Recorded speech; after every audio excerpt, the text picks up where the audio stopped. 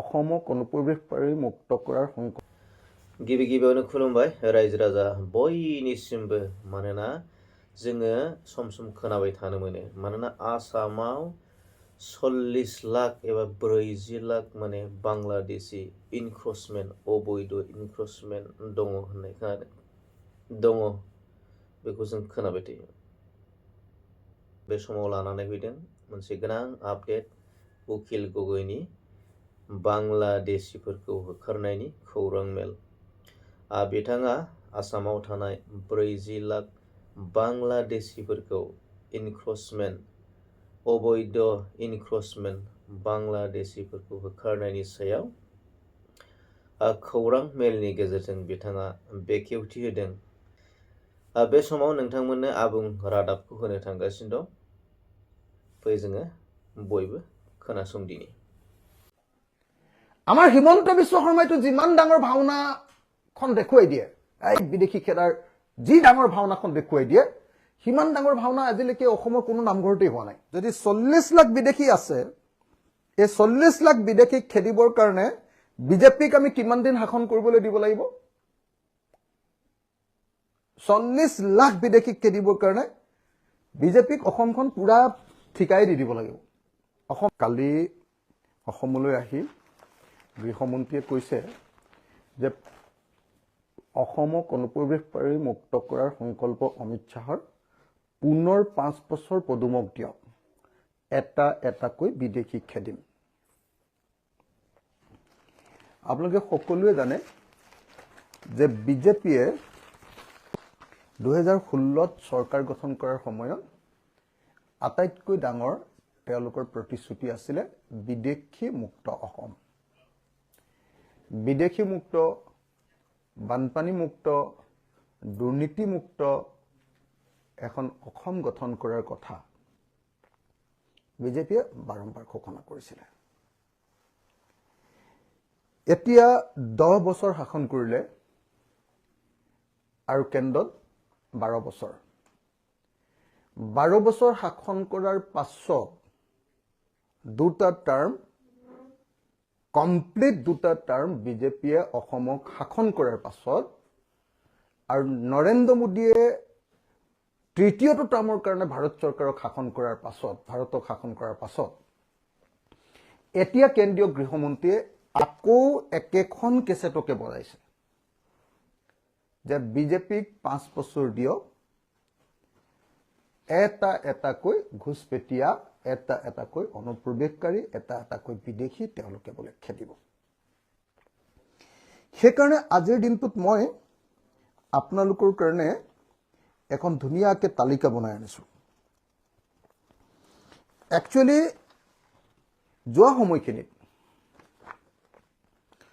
সময়খিনিত বিজেপিয়ে বিদেশী খেদিলে কিমান যোৱা 10টা বছৰত আমাৰ অসমত সৰ্বানন্দ সোণোৱাল আৰু হিমন্ত বিশ্ব শৰ্মাই শাসন কৰি আছে এই 10 বছৰত তেওঁলোকে বিদেশী খেদিলে কিমান তেওঁলোকে যোৱা 10 বছৰত বিদেশী খেদিলে আপোনালোকক মই এটা এটাকে দি দিছো আৰু কোৰ পৰা লৈছো হেতু তালিকাটো আপোনালোকক দি দিছো হেতু হল মই লৈছো এই হিচাপটো কমপ্লিট হিচাপটো মই লৈছো তৰুণ গগৈ কাৰ্যকালটো দিব লাগে কমপ্লিট কাৰ্যকালটো মই লৈছো এটো মোৰ প্ৰশ্নৰ উত্তৰ মই এটা প্ৰশ্ন কৰিছিলো অসম বিধানসভাত অসম বিধানসভাত তৰাবিহীন প্ৰশ্ন নম্বৰ 50 উত্তৰ দানৰ তাৰিখ 11/9/2023 চনৰ আপোনাৰ সেপ্টেম্বৰ মাহত 11 তাৰিখৰ দিনা মোক উত্তৰ দিছিলে মাননীয় গৃহ বিভাগৰ মন্ত্ৰী তাৰমানে অসমৰ মুখ্যমন্ত্ৰী হিমন্ত বিশ্ব শৰ্মাই ইয়াৰ তালিকাখন কমপ্লিট আছে আপোনালোকে চাওক কোন চনত কোনে কিমান বিদেশী খেলিছে এতিয়া মই বছৰ হিচাপত যদি আপোনালোকক গাই দিওঁ এতিয়া হলে বিজেপি চৰকাৰৰ দিনত খেদা বিদেশীৰ হিচাপটো মই দি দিছো বিজেপিৰ প্ৰথম কাৰ্যকালত বিদেশী চিনাক্তকৰণ আৰু বহিষ্কৰণ 2016 চনত বিদেশী চিনাক্তকৰণ কৰিছিলে ন্যায়াধীশৰ জৰিয়তে মানে ন্যায়াধীকৰণৰ জৰিয়তে বিদেশী ন্যায়াধীকৰণৰ জৰিয়তে 5096 জন আৰু বহিষ্কাৰ কৰিছিলে 13 জন 2016ত খেদালে 13 জন 2017ত বিদেশী ন্যায়াধীকৰণে চিনাক্তকৰণ কৰিছিলে 15541 জন আৰু বহিষ্কাৰ কৰিছিলে 26 জন এটো সৰ্বানন্দ সোণোৱালৰ কাৰ্যকাল 2018 চনত 26823 জন বিদেশীক চিনাক্তকৰণ কৰা হৈছিল আৰু খেদাইছিল 65 জন 2019 চনত 24209 জন বিদেশীক চিনাক্তকৰণ কৰিছিল ন্যায়াধীকৰণে আৰু খেদিছিল 87 বা 87 জন আৰু 2020 চনত 4355 জন বিদেশীক চিনাক্তকৰণ কৰিছিল আৰু খেদিছিল 69 জন গতিকে বিজেপিৰ প্ৰথম কাৰ্যকালত অৰ্থাৎ 2016 পৰা 2020 লৈকে এই কাৰ্যকালটোত সৰ্বমুঠ বিদেশী চিনাক্তকৰণ হৈছিল 76024 জন 76024 আৰু বহিষ্কৰণ কৰিছিল 260 জন 260 5 বছৰত বিজেপিয়ে বিদেশী বহিষ্কৰণ কৰিছিল 260 জন এটা 5 বছৰত যদি 260 জন বিদেশী খেদে তেতিয়া হলে এটো হিচাপত যদি বিদেশী তেওঁলোকক খেদিবৰ কাৰণে আৰু 5 বছৰ কাৰ্যকাল দিওঁ অসমৰ পৰা কিমান বিদেশী নাকিয়া হ'ব তেতিয়া হলে অসমৰ মুখ্যমন্ত্ৰীয়ে মাজে মাজে কৈ থকা শুনো বোলে অসমত 40 লাখ বিদেশী আছে যদি 40 লাখ বিদেশী আছে এই 40 লাখ বিদেশীক খেদিবৰ কাৰণে বিজেপিক আমি কিমান দিন শাসন কৰিবলৈ দিব লাগিব 40 লাখ বিদেশীক খেদিবৰ কাৰণে বিজেপিক অসমখন পুৰা ঠিকাই দি দিব লাগিব অসমীয়া মানুহ যিমান দিন জীয়াই থাকিব সিমান দিনে ঠিকা দিলেহে বিদেশী খেদিবগে পাৰিব যদি পাৰিব আৰু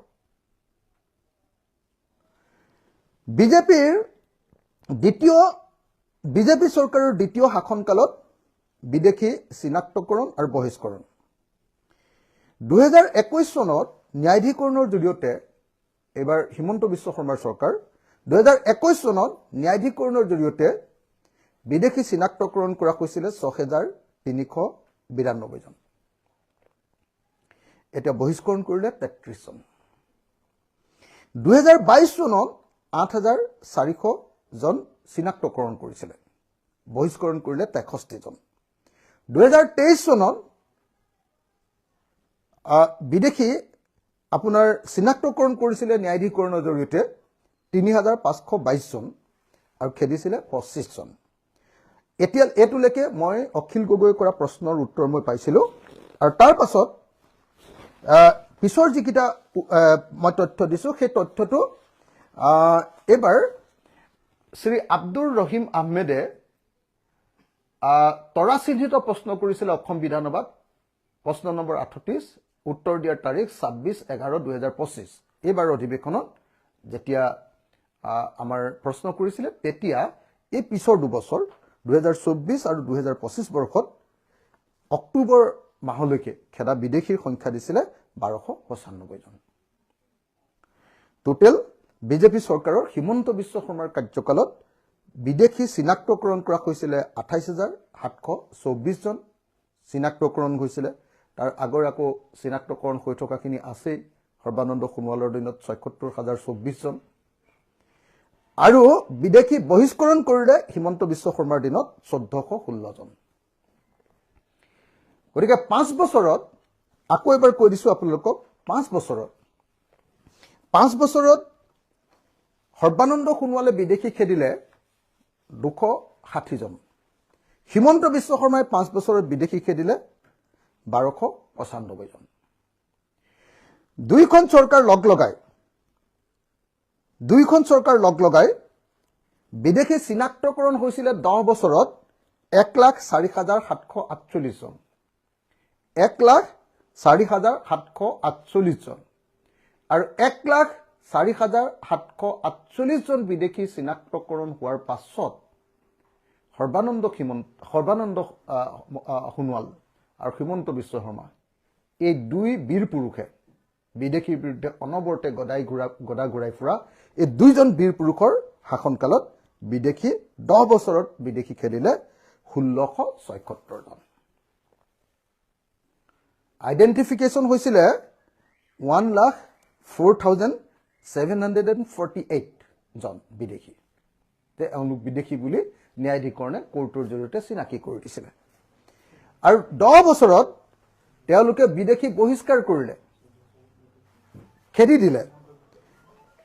1676 জন, 1676 জন। গতিকে আজিৰ দিনটোত মই আকৌ এবাৰ তেতিয়াহ'লে চমুকৈ এটা বাক্যত কৈ দিলোঁ যে সৰ্বানন্দ সোণোৱাল চৰকাৰৰ কাৰ্যকালত বিদেশী চিনাক্তকৰণ হৈছিল ন্যায়াধিকৰণৰ জৰিয়তে ৭৬,০২৪ জন আৰু খেদিছিলে 260 জন। আৰু দ্বিতীয় কাৰ্যকাল হিমন্ত বিশ্ব শৰ্মাৰ 5 বছৰীয়া কাৰ্যকালৰ অক্টোবৰ মাহৰ 30 তাৰিখলৈকে 2025 চনৰ অক্টোবৰ মাহৰ 30 তাৰিখলৈকে দ্বিতীয় কাৰ্যকালত 28,724 জন মানুহক বিদেশী বুলি চিনাক্তকৰণ কৰা হৈছিলে আৰু তাৰে খেদিছিলে 1416 জনক।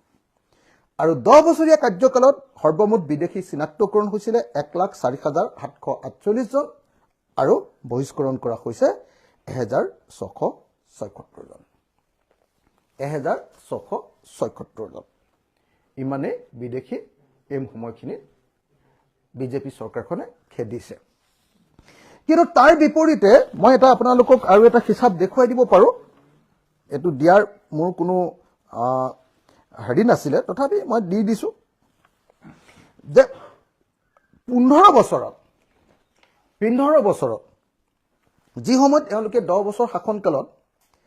1,677 জন বিদেশী খেদিছিলে, সেই সময়ত 2001 পৰা 2015 চনলৈকে অসমত বিদেশী চিনাক্তকৰণ হৈছিলে 37,311 গৰাকী তৰুণ গগৈ চৰকাৰৰ কাৰ্যকালত। আৰু তৰুণ গগৈ ডাঙৰীয়াৰ চৰকাৰৰ কাৰ্যকালত বিদেশী বহিষ্কৰণ হৈছিলে 15 বছৰত 2,719 গৰাকী। 2,719 গৰাকী। তো এইটোৱে হ'ল অসমত যোৱা 25 বছৰত বিদেশী খেদাৰ হিচাপ। 25 বছৰত বিদেশী খেদাৰ হিচাপ। বিজেপি চৰকাৰৰ দিনত 1676 জন খেদিছিলে আৰু তৰুণ গগৈ চৰকাৰৰ কাৰ্যকালত 2,719 জন বিদেশীক এতিয়ালৈকে বহিষ্কাৰ কৰিছে। এতিয়া আপোনালোকে দেখিছে যে নিৰ্বাচন অহাৰ লগে লগে বিজেপিয়ে আকৌ টেঙা আম লৈ